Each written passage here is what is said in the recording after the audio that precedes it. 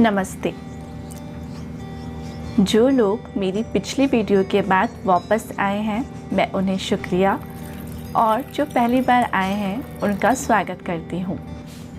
बाकी कई एस्पिरेंट्स की तरह मैं भी इस साल यूपीएससी सीएसई 2022 के लिए प्रिपेयर कर रही हूँ और इस वीडियो के ज़रिए मैं आपके साथ मेरी स्ट्रैटेजी शेयर करूँगी।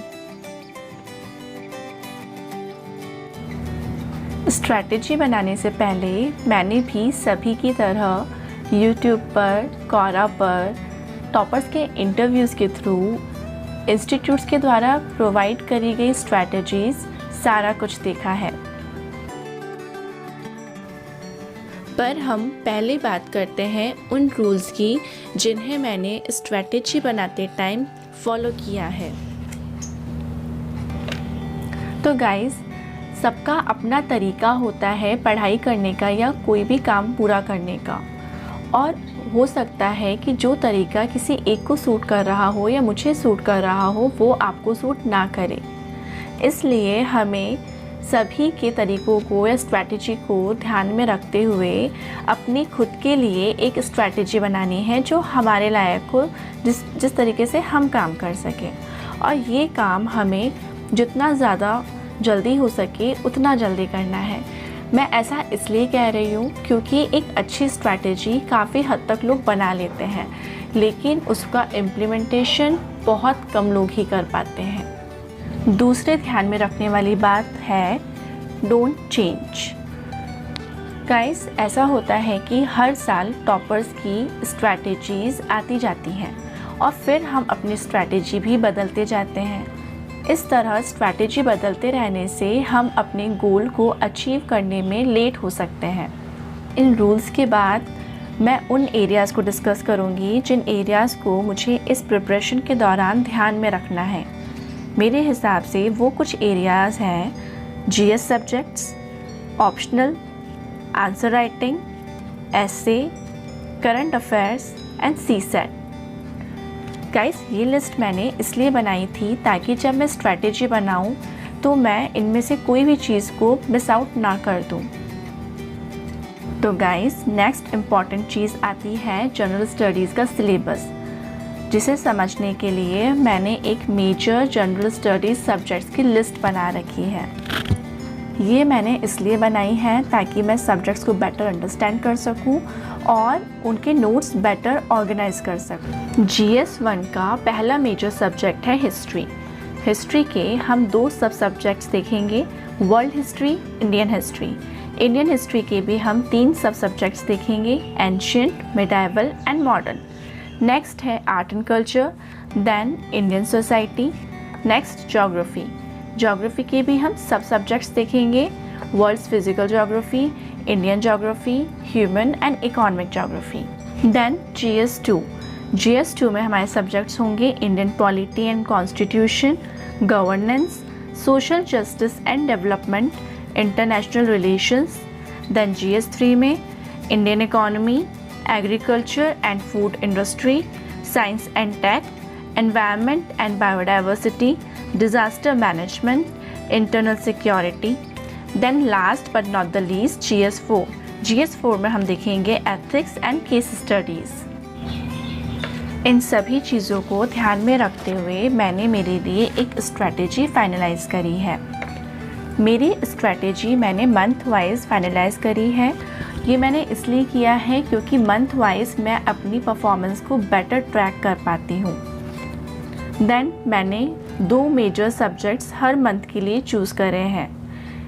इन मेजर सब्जेक्ट्स के सब सब्जेक्ट्स भी हो सकते हैं। देन एक कॉलम हमने सप्लीमेंट्री एक्टिविटीज़ का बनाया है। यहाँ पर वो एक्टिविटीज़ आएंगी जिससे मेरी बाकी की जो स्टडीज़ हैं, बाकी की जो प्रिपरेशन है वो इम्प्रूव हो। गाइस, मेरी प्रिपरेशन जुलाई से स्टार्ट होती है और जुलाई में मेरा पहला मेजर सब्जेक्ट इकोनॉमिक्स है।